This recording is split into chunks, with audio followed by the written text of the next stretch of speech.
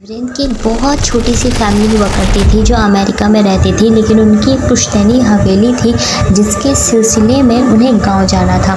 तो उनकी बीवी और बच्चे बहुत खुश थे। उनका छोटा सा एक लड़का था, वो बहुत खुश था कि उसने कभी गांव नहीं देखा था। तो जिसके चलते उन्होंने डिसाइड किया, ठीक है हम अपना परिवार गाँव जाएंगे और इन्जॉय करेंगे।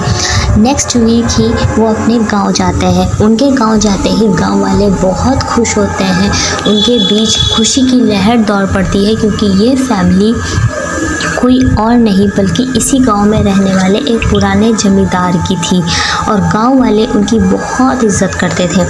सब कुछ ठीक चल रहा था, लेकिन अचानक एक दिन इस परिवार के बच्चे की तबीयत अचानक से बिगड़ने लगती है।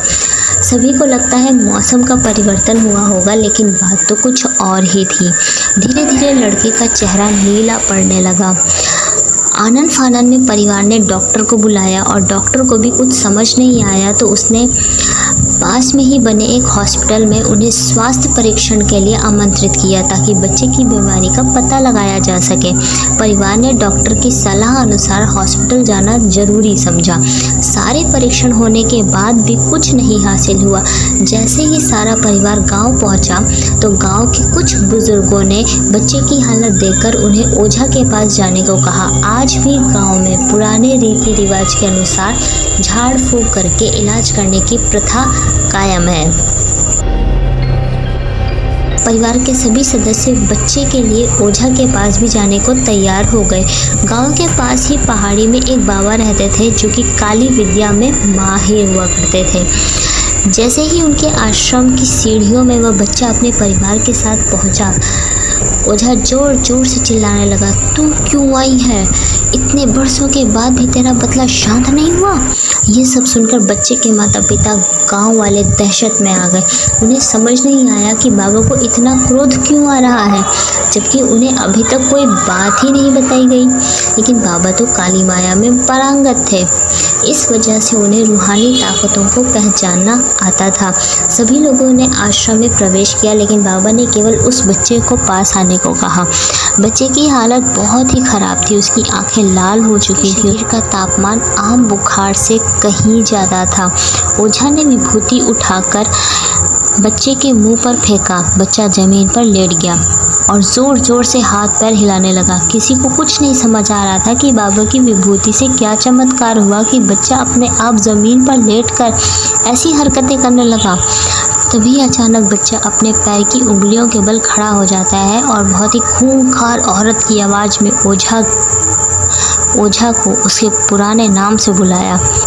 अरे ओ प्रेमनाथ, मैं तुझे नष्ट कर दूंगी। लड़के का ऐसा स्वर सुनकर उसके माँ बाप घबरा गए। लड़के को इस अवस्था में देखकर उन्हें कुछ समझ नहीं आ रहा था कि ऐसा क्यों हो रहा है। तभी ओझा ने एक मंत्र पढ़कर बच्चे को अपने काबू में किया। सारे गांव वाले ओझा से पूछने लगे, बाबा ये सब क्या है? ये बच्चा ऐसा क्यों कर रहा है? तभी ओझा ने बताया कि इसके अंदर कोई ऊपरी हवा है जो कि 70 साल पहले चोरी के आरोप में जिंदा जला दी गई थी।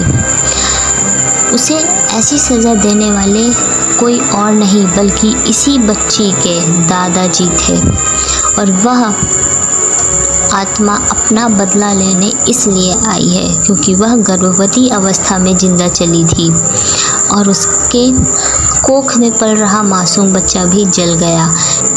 इसी वजह से वह उस वंश के बच्चों को भी दर्दनाक मौत देना चाहती है ताकि उसका बदला पूरा हो सके। ये सारी कहानी जानने के बाद उसका परिवार ओझा के सामने गिड़गिड़ाने लगा और अपने बच्चे की जान की भीख मांगने लगा। तभी ओझा ने अपनी घोर तपस्या शक्ति से मंत्रों के उच्चारण के साथ उस आत्मा को मासूम बच्चे से बाहर निकाला और कुछ ही क्षणों में बच्चा सामान्य हालत में आने लगा। सभी को लगा कि सब कुछ हमेशा के लिए ठीक हो गया, लेकिन ये तो शुरुआत थी।